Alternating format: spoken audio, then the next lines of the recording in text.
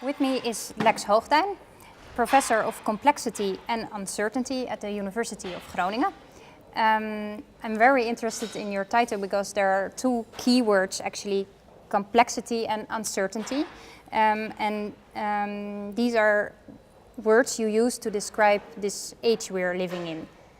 Can you explain that a bit more? Yes, complexity meaning that we have many individuals, firms, governments in the world that have become more and more interconnected and interact with each other and respond also to their environment.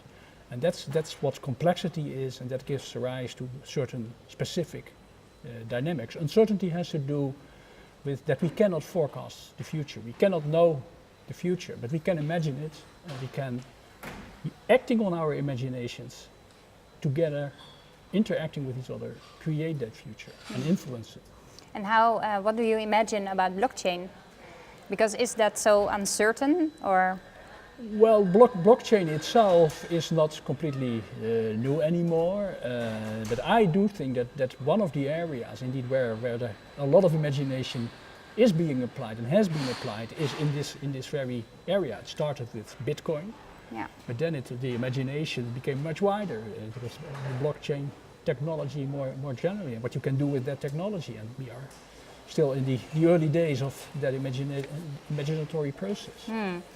And you say we cannot predict the future, and that's why we need to be modest. You call that the modest principle, and I was wondering, is that also a condition for the Dutch blockchain ecosystem to become more optimal? Yeah, I think so.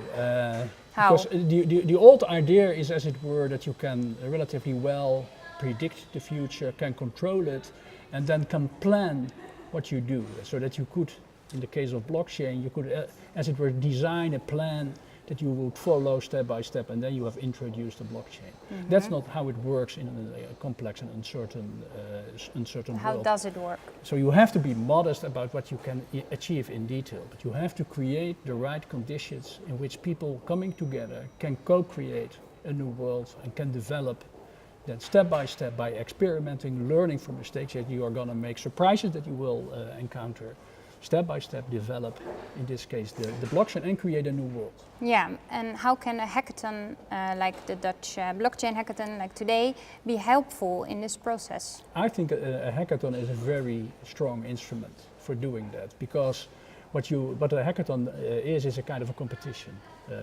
about good ideas. And I think competition is very important in triggering innovation and co-creating new things, because it focuses the mind. It creates an incentive. People want to win. They want to play and they want to win. But it's also important that in a hackathon you bring together not only different teams, but the teams themselves can provide different perspectives. There are different cultures involved. And innovation in the end is all about combining old things to create something new, and that can be fruitfully done if you have a competition and if you have very different perspectives. So I think a hackathon is a very powerful way of doing that. You also advise... And it's fun. Yeah, also, that's also important. That's important. Yeah. You are also advising a lot of Dutch policymakers according to blockchain technology, etc. You talk to banks, to governments. What do you tell them? Basically, it's on how to be as effective as possible in a complex and uncertain world. But if you want to say it very generally, and that requires basically five capabilities. You have to have an entrepreneurial spirit. You have to be alert. You have to be creative. You have to have adaptive capacity. I think I've mentioned the five now. Let me check. I think I do, but and there's much more to say about it. But and then you have to be, as we discussed earlier, you have to be modest. And what it means is that you have to think about, let's say, a general thing that you want to achieve. Let's say developing the blockchain idea, but then you have to not only think about how you do it, but you have to act. Do you Like think Nike says, just do it. But then if you're doing it, you have to check all the time where the surprises are. Because in an uncertain world, you will always be surprised. So you have to follow a continuous feedback process. I'm pointing it out now of thinking, doing, assessing and adapting. Thinking, doing, assessing, adapting, and then so experimenting, learning from the surprises that you will have during experimenting. But do you think we are on the right track? Do you see the right mindset? Well, in the Netherlands? I think traditionally, as said, in many companies, but certainly in government, there is not this, let's say, open-ended process where you want to learn and want to experiment and are actively looking for mistakes, are looking for flaws, because these are the moments to learn and to adapt and to take further steps. So there are two major stumbling blocks that I often find. First is that people do not come to action. They continue to think and to prepare and hoping that they can really plan things and forget to act. And if you wait until you know everything before you act, you will never act. That is what I call action paralysis. And the second thing is that there are incentives, and that's in government, perhaps more so than in companies, but it's also present in companies, that people are looking for confirmation that they've done the right thing and are not actively looking for flaws in their own reasoning and in their own experiments and wanting to learn from them. And that's what I try to convey, that you have to follow this dynamic process, but that's part of that process is acting and learning from mistakes, and looking for potential surprises, positive ones, negative ones. Yeah, and we were talking about the right mindset and attitude also, and the right behavior to be alert. And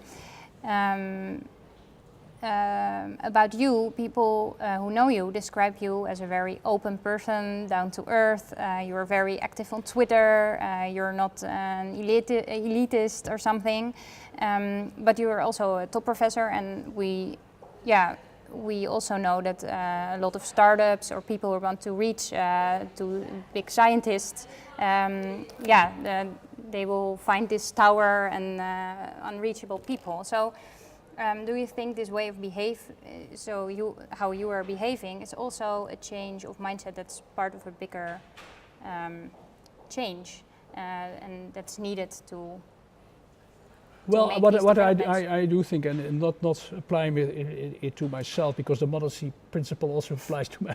I'm just testing it right now. Yes, so I don't fall into that trap. But I think being open-minded, trying to get rid of silo thinking, thinking that you can plan everything, being afraid of change. I think that is absolutely crucial. And for me, the challenge in my work is how to combine that, let's say, open mind, being prepared to experiment, open for new ideas, with, on the other hand, being the word that I missed in the 5 is resilience. Resilience. So, and if I want to capture that, experiment, be open-minded, but do it in a prudent way. And that's the challenge, how to combine it and having that attitude. And I absolutely agree with you that it is important that we have more people that are bold and prudent at the same time. Thank you very much for your clear vision, Max Hoogduin.